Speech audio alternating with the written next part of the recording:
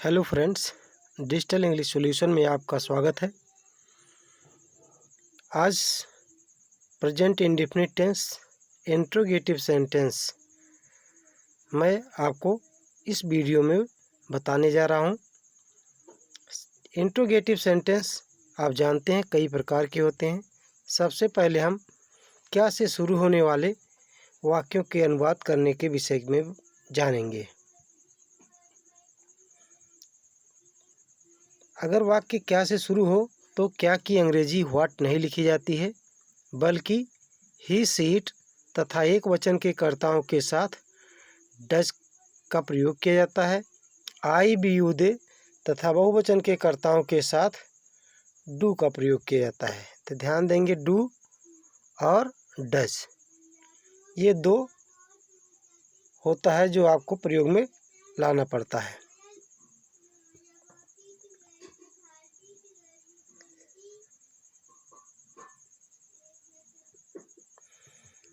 अब क्या से शुरू होने वाले में ऐसा भी वाक्य होता है जिसकी शुरुआत जिस वाक्य में सका शब्द आया होता है। तो अगर वाक्य में सका शब्द आया है तो सका शब्द आने पर सभी कर्ताओं के साथ क्या शब्द की अंग्रेजी कैन लिखी जाती है। ध्यान रखेंगे, सामान्य वाक्य होगा तो कर्ता के अनुसार डू या डैश, और अगर सका शब्द आएगा तो हम क्या लिखेंगे, क्या की अंग्रेजी कैन लिखेंगे। अगर मजबूरी प्रकट होती है, मजबूरी प्रकट होने पर ही सी इट तथा एक वचन के कर्ताओं के साथ क्या की अंग्रेजी हैज़ और लिखी जाती है। आई बी यू दे तथा बहुवचन के कर्ताओं के साथ क्या की अंग्रेजी हैव लिखी जाती है। ये ध्यान रखेंगे। अब हम स्ट्रक्चर ऑफ सेंटेंस देखते हैं कैसे होता है। अगर कोई कॉमन सेंटेंस है, जनरल सेंटेंस, तो हम उसमें वाक्य की रचना इस प्रकार से करते हैं। सबसे पहले क्या की अंग्रेजी व्हाट ना लिख करके डू या डज लिखते हैं। उसके बाद में हम वाक्य में से सब्जेक्ट सिलेक्ट करते हैं, फिर वर्ब का फर्स्ट फॉर्म यूज होता है और एट लास्ट हम ऑब्जेक्ट को यूज करते हैं। अगर सका शब्द आया हो तो क्या करते हैं, सका शब्द की अंग्रेजी जो है सबसे पहले लिखी जाती है कैन। उसके बाद में, और ये कैन जो है यह क्या का भी जो है अंग्रेजी होती है, तो क्या की अलग से अंग्रेजी नहीं लिखनी पड़ती है। तो क्या की अंग्रेजी कैन लिखेंगे, उसके बाद सब्जेक्ट, फिर वर्ब का फर्स्ट फॉर्म और उसके बाद ऑब्जेक्ट। फिर तीसरा वाक्य है मजबूरी प्रकट होने पर, तो सबसे पहले क्या की अंग्रेजी हैज या हैव लिखते हैं। उसके बाद में सब्जेक्ट वाक्य से सिलेक्ट करते हैं, फिर टू का प्रयोग करते हैं, वर्ब का फर्स्ट फॉर्म और एट लास्ट ऑब्जेक्ट का प्रयोग किया जाता है। इसका एग्जाम्पल आप देख सकते हैं। एग्जाम्पल में आप देख सकते हैं, क्या वह स्कूल जाता है। तो क्या वह स्कूल जाता है, आपको मैं क्या से शुरू होने वाले वाक्यों के बारे में ही बता रहा हूँ। तो क्या की अंग्रेजी आपको कर्ता के अनुसार डू या डज लिखनी है। तो यहाँ पर कर्ता वह है, इसलिए वह एक वचन का होता है, इसके साथ में डज लगता है, तो क्या की अंग्रेजी डज लिखी गई है। उसके बाद ही कर्ता क्या है, वह की अंग्रेजी ही होती है, तो इसलिए ही, और उसके बाद इसमें मुख्य क्रिया में सही नहीं जुड़ता है प्रश्नवाचक वाक्य में, इसलिए गो का प्रयोग किया गया है, does he go to school. इसी प्रकार से अगला वाक्य है, क्या तुम उसे हरा सकते हो। तो सका शब्द आया है, तो सका शब्द आने पर आपको क्या की अंग्रेजी डू या डज नहीं बल्कि कैन लिखनी है। तो कैन यू डिफीट हिम, तो पहले कैन, उसके बाद कर्ता, उसके बाद क्रिया और लास्ट में कर्म का प्रयोग किया गया है। क्या उन्हें आज यह कार्य पूरा करना है। तो इस वाक्य में जो है आप देख रहे हैं कि क्या शब्द आया है और पूरा करना है, ये मजबूरी है। तो मजबूरी वाले वाक्य में शुरुआत में क्या की अंग्रेजी कर्ता के अनुसार हैज या हैव लिखी जाती है। तो यहाँ हैव लिखी जाएगी क्योंकि उन्हें आया है, उन्हें बहुवचन होता है। तो have they to finish this work today. Last में क्या है, राम, क्या राम को अब प्रतिदिन भूखा सोना पड़ता है। तो इसमें भी आपको क्या की अंग्रेजी बताया गया है, हैज या हैव लिखी जाएगी। राम एक वचन का, इसलिए हैज लिखा गया है, क्योंकि इसमें सोना पड़ता है, ये भी मजबूरी प्रकट करने वाला वाक्य है। तो has Ram to sleep hungry daily. तो ये इस तरह से वाक्य का अनुवाद है। अब आपको दूसरे प्रकार के वाक्य प्रश्नवाचक वाक्य के बारे में बता रहे हैं। प्रश्नवाचक वाक्य, प्रश्नवाचक शब्द बीच में आने पर, आपको बताया था क्या से शुरू होने पर, और उसके बाद में प्रश्नवाचक शब्द बीच में आने पर, इस प्रकार के वाक्यों का स्ट्रक्चर ऑफ सेंटेंस क्या होता है आप देख सकते हैं। स्ट्रक्चर ऑफ सेंटेंस क्या होगा, सबसे पहले आपको क्वेश्चन वर्ड वाक्य से सिलेक्ट करने होंगे सेंटेंस है। उसके बाद में कर्ता के अनुसार डू या डैश का प्रयोग करते हैं, या सका शब्द आएगा तो कैन का प्रयोग करेंगे। फिर सब्जेक्ट का प्रयोग करते हैं, और उसके बाद वर्ब का फर्स्ट फॉर्म और लास्ट में ऑब्जेक्ट लिखा जाता है। सपोज दैट अगर कुछ उस वाक्य से मजबूरी प्रकट होती है तो क्वेश्चन वर्ड के बाद में हैज या हैव का प्रयोग करेंगे सब्जेक्ट के अकॉर्डिंग, और उसके बाद टू का प्रयोग करते हैं, वर्ब का फर्स्ट फॉर्म, एट लास्ट हम ऑब्जेक्ट का प्रयोग करते हैं। तो आगे देखें इसके एग्जाम्पल्स। तो एग्जाम्पल में तुम उसे क्यों पीटते हो, तो तुम उसे क्यों पीटते हो, तो क्यों शब्द आया है इस वाक्य में प्रश्नवाचक शब्द के रूप में, इसलिए क्यों की अंग्रेजी हम सबसे पहले लिखेंगे व्हाई, और तुम के अनुसार चूँकि यह सामान्य वाक्य है इसलिए डू का प्रयोग किया गया, व्हाई डू यू। उसके बाद बीट हिम, क्रिया है पीटना, इसलिए सब्जेक्ट के बाद वर्ब का फर्स्ट फॉर्म, उसके बाद ऑब्जेक्ट उसे है। फिर दूसरा है वह बाजार क्यों जाता है, तो क्यों इसमें भी आया है, तो क्यों की अंग्रेजी सबसे पहले लिखेंगे। तो why does he go to market, तो इसमें डज का प्रयोग किया गया है क्योंकि कर्ता जो है इसका वह एक वचन का है। तुम अपनी कार कैसे बेच सकते हो, तो इसमें सका शब्द आया, इसलिए सका शब्द आने पर इसमें सबसे पहले तो प्रश्नवाचक शब्द को सिलेक्ट करेंगे। प्रश्नवाचक शब्द क्या है, कैसे, उसकी अंग्रेजी हाउ। उसके बाद सका शब्द की अंग्रेजी कैन यू करता है sell your car, how can you sell your car. फिर सेकेंड अगला वाक्य है उसे आज यह गांव क्यों छोड़ना है, तो इसमें भी जो है मजबूरी प्रकट होती है, तो क्यों आया है इसलिए क्यों शब्द की अंग्रेजी पहले लिखेंगे व्हाई, और उसे एक वचन का इसके अनुसार क्रिया का जो प्रयोग होता है सहायक क्रिया वह has, why has he to leave his village today. फिर हमें अब स्कूल कब जाना है, तो कब की अंग्रेजी ध्यान से पहले लिखेंगे, कब की अंग्रेजी व्हेन। हैव हमें शब्द आया है बहुवचन है हैव, और हमें शब्द की अंग्रेजी कर्ता के रूप में है be, to go to school now.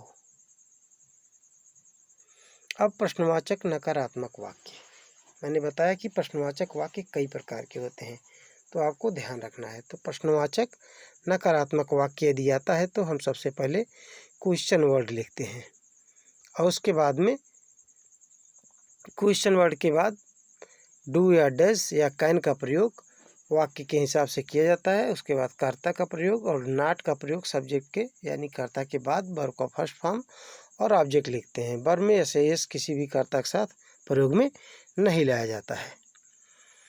तो दूसरा वाक्य देख सकते हैं, दूसरे वाक्य में क्या है कि सब्जेक्ट क्वेश्चन वर्ड पहले लिखा जाएगा, उसके बाद में हैज या हैव का प्रयोग करते हैं, और फिर सब्जेक्ट का प्रयोग, उसके बाद में not, to verb first form, और उसके बाद ऑब्जेक्ट का प्रयोग किया जाता है। तो इस तरह के वाक्य जो प्रश्नवाचक नकारात्मक होते हैं, मान लो कोई वाक्य क्वेश्चन वर्ड नहीं आया है, क्या से शुरू हुआ है, तो डू डज को पहले लिखा जाता है या हैज हैव को पहले लिखा जाता है, और वाक्य की शेष रचना उसी प्रकार से ही होती है। इसका एग्जाम्पल देख सकते हैं, तुम हमारी मदद क्यों नहीं करते हो, तो तुम हमारी मदद क्यों नहीं करते हो, इस वाक्य में कर्ता क्या है, सबसे पहले कर्ता तुम, और हमारी मदद क्यों नहीं करते हो, तो हमारी जो है वह ऑब्जेक्ट है, मदद करना क्रिया है, क्यों शब्द पहले आया है बीच में इसलिए क्यों की अंग्रेजी सबसे पहले लिखी जाएगी। क्यों की अंग्रेजी हम सबसे पहले लिखेंगे व्हाई, उसके बाद डू यू, यू नॉट नकारात्मक है इसलिए help us, why do you not help us. इसके बाद में वह अपने भाई को क्यों नहीं पढ़ाती है, तो वह अपने भाई को क्यों नहीं पढ़ाती है, तो व्हाई सबसे पहले क्यों की अंग्रेजी व्हाई, और पढ़ाती है स्त्रीलिंग है, वह की अंग्रेजी सी हो जाएगा, इसके अनुसार does, why does she not teach her brother. तो अपना शब्द के लिए वाह की अंग्रेजी, वाह के साथ में अपना शब्द की अंग्रेजी स्त्रीलिंग में हर होता है। Why does she not teach her brother, वह आज मैच क्यों नहीं जीत सकते हैं। तो पहले हम क्या लिखेंगे, क्यों की अंग्रेजी व्हाई, फिर सका शब्द आया है इसलिए कैन, फिर कर्ता का प्रयोग दे, व्हाई कैन दे नॉट, उसके बाद क्रिया है जीतना विन, द मैच ऑब्जेक्ट है इसका, और उसके बाद कॉम्प्लीमेंट के रूप में टुडे। फिर अगला है हमें अब यह गांव क्यों नहीं छोड़ना है। तो why have we not to leave this village now. तो इसमें भी प्रश्नवाची जो है मजबूरी प्रकट है, इसलिए यहाँ हैव नॉट टू का प्रयोग किया गया है। आगे question word. When question word is subject itself, यानी जब प्रश्नवाचक शब्द स्वयं करता हो। प्रश्नवाचक वाक्य की अगला प्रकार जो है ध्यान से देखें। क्वेश्चन वर्ड इसमें सबसे पहले लिखा जाता है, और अगर कर्ता एक वचन का रहेगा, प्रश्नवाचक शब्द अगर एक वचन का समझ में आता है तो वर्ब में यस या यस लगाते हैं, अगर नहीं आता है तो यस या यस नहीं लगता है। और उसके बाद में सका शब्द आएगा तो कैन का प्रयोग किया जाएगा क्वेश्चन वर्ड के बाद, वर्ब की फर्स्ट फॉर्म, उसके बाद ऑब्जेक्ट। और अगर मजबूरी प्रकट हुई है तो question word has, have, to, verb first form और ऑब्जेक्ट का प्रयोग किया जाता है। तो ये ध्यान रखेंगे, ये बहुत ही महत्वपूर्ण नियम है। कोई जब प्रश्नवाचक शब्द स्वयं करता हो, अब तक आपने प्रश्नवाचक वाक्य पढ़े थे, लेकिन इस तरह से आपको शायद ना बताया गया हो, तो आपको यहाँ विस्तार से बताया जा रहा है, इसलिए इसे आप ध्यान से देख करके और अनुवाद करना अच्छी तरह से सीखिए। कौन यहाँ रहता है, एग्जाम्पल है कौन यहाँ रहता है। तो कौन यहाँ रहने का काम कौन कर रहा है, इसलिए कौन प्रश्नवाचक शब्द और कर्ता दोनों है, इसलिए हु। और एक वचन है ये माना जाता है, इसलिए इसके साथ लिव्स, और यहाँ की अंग्रेजी हियर, हु लिव्स हियर। कौन सा चपरासी घंटी बजाता है। तो व्हिच, कौन सा की अंग्रेजी होता है व्हिच, और इसके साथ peon, which peon rings the bell. ये ध्यान रखेंगे, which peon rings the bell. ये उसके बाद में तुम्हें कौन हरा सकता है। तो कौन शब्द आया है, कौन प्रश्नवाचक शब्द है हु, और सका शब्द आया है इसलिए कैन डिफीट यू, क्रिया है डिफीट, उसके बाद ऑब्जेक्ट है यू। किसे आज एक गीत गाना है। तो who has to sing a song today. अब अगला कुछ प्रश्नवाचक वाक्य का प्रकार है जब प्रश्नवाचक शब्द स्वयं कर्म हो। आपको ऐसे भी वाक्य मिलेंगे जिसमें प्रश्नवाचक शब्द स्वयं कर्म होता है, और ऐसे वाक्य की रचना सबसे पहले हम क्या लिखते हैं, प्रश्नवाचक शब्द लिखते हैं, और उसके बाद में डू, डस या कैन, जो जिस प्रकार का वाक्य हो, उसके बाद कर्ता और वर्ब को फर्स्ट फॉर्म लिखते हैं। अगला है क्वेश्चन वर्ड के साथ में मजबूरी प्रकट होने पर हैज़, हैव, उसके बाद सब्जेक्ट, उसके बाद टू का प्रयोग किया जाता है। इसका एग्जाम्पल देखें। एग्जाम्पल में वह भोजन किसे देता है। तो किसे, वह भोजन किसे देता है। तो किसे शब्द की अंग्रेजी सबसे पहले लिखी जाएगी, किसे देता है। तो किसे की अंग्रेजी हुम, और उसके बाद करता है वह, does he give food, home does he give food.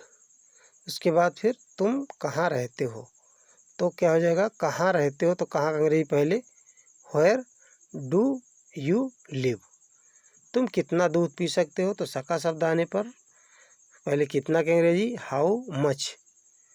ध्यान दे, हाउ मच और हाउ मेनी में क्या अंतर होता है। हाउ मेनी संख्याओं के लिए प्रयोग में आता है, और हाउ मच जो है वह मात्रा के लिए प्रयोग में लाया जाता है, जिसकी गिनती नहीं की जा सकती है। ऐसे संज्ञाओं के साथ में हम हाउ मच का प्रयोग करते हैं। तो how much milk can you drink. हमें आज किसे तलाशना है। तो हमें आज किसे तलाशना है में क्या होगा, whom have we to search today। तो इस प्रकार से आपका प्रेजेंट इंडेफिनिट टेंस का सभी प्रकार के वाक्यों के अनुवाद का नियम पूरा हो जाता है। और आशा करता हूँ कि आपको वीडियो अच्छा लगा होगा। और अगर आप चैनल पर पहली बार आए हैं, देख रहे हैं, तो आप इसे सब्सक्राइब कर दीजिए, लाइक कर दीजिए और अपने मित्रों को भी आप शेयर कर दीजिए, ताकि जो है उनको भी इसका लाभ मिल सके। और शेष प्रेजेंट कंटीन्यूअस टेंस अगले वीडियो में मैं जल्द ही उपलब्ध कराऊंगा। अगर आप चैनल पर लगातार बने रहते हैं तो निश्चित रूप से आपको अनुवाद करने में कोई परेशानी नहीं होगी। अनुवाद करना सीखने में